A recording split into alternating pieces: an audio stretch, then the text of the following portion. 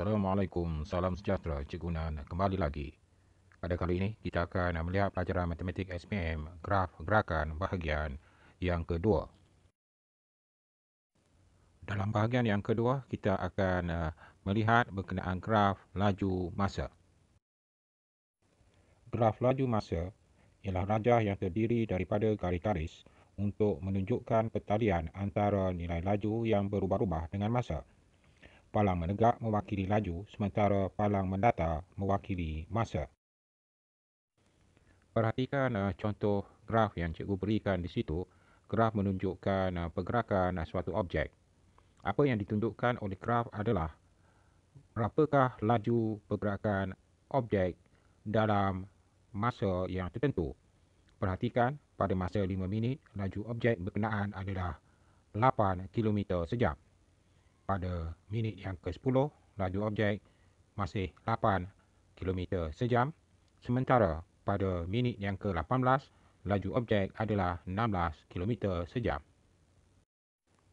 Graf laju masa akan menunjukkan laju suatu objek pada masa yang tertentu.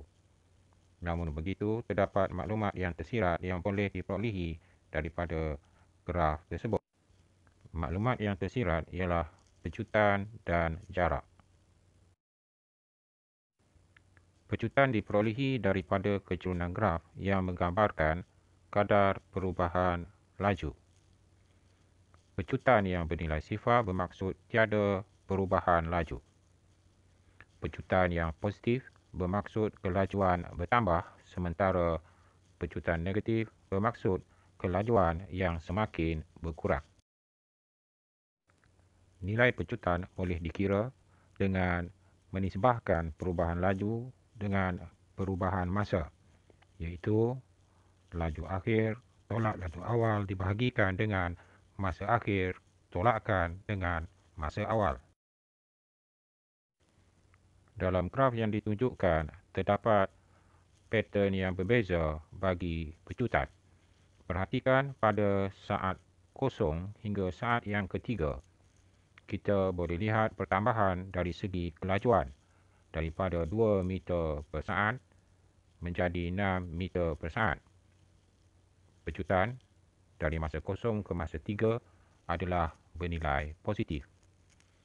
Daripada masa 3 ke 8 saat, kita dapati graf berada dalam keadaan mendatar. Keturunannya adalah kosong. Dengan sebab itu, pecutan ketika ini bernilai sifar. Dari saat 8 ke saat yang ke-10, kita boleh lihat berlaku pertambahan kelajuan daripada 6 meter per saat ke 10 meter per saat. Objek berpecutan positif. Dari saat ke-10 hingga saat ke-T, kita dapati berlaku pengurangan laju daripada 10 meter per saat menjadi 0 meter per saat. Keturunan graf bernilai negatif. Kita katakan objek ini mengalami nyah pecutan. Jarak boleh diperolehi daripada luas di bawah graf bagi graf laju masa. Sesaran pula boleh diperolehi daripada luas di bawah graf bagi graf hal laju masa. Perhatikan contoh graf yang cikgu berikan di situ. Objek bergerak daripada pegun dan meningkatkan kelajuannya menjadi 8 km sejam pada minit yang ke-5, kemudian mengekalkan kelajuannya sehingga minit yang ke-10. Daripada minit yang ke-10 hingga minit yang ke-18, kelajuannya telah ditingkatkan sehingga mencapai 16 km sejam pada minit yang ke-18. Jarak yang dilalui oleh objek boleh diperolehi dengan mengira luas di bawah graf. Jarak itu bergantung kepada apa yang kita kehendaki. Sekiranya kita hendak mengira jarak daripada minit kosong ke minit yang ke-5, kita perlu mengira luas segitiga. Sekiranya kita hendak mengira jarak daripada minit kosong ke minit 10, kita boleh mengira luas trapezium berkenaan. Satu perkara penting yang perlu cikgu ingatkan di sini, apabila mengira luas di bawah graf, pastikan unit pada paksi laju dan pada paksi masa adalah sama. Dalam kes graf ini, unit pada paksi masa adalah minit, sementara unit pada paksi laju adalah kilometer sejam. Oleh yang demikian, unit masa minit boleh ditukarkan kepada jam ataupun sebaliknya. Kita boleh menukarkan unit jam kepada minit, ataupun kita boleh tukarkan unit laju dan unit masa ke dalam unit piawai, iaitu meter per saat, dan unit masa menggunakan saat. Sekarang perhatikan contoh soalan yang cikgu berikan di situ. Rajah menunjukkan graf laju masa bagi pergerakan satu zarah dalam tempoh 10 saat.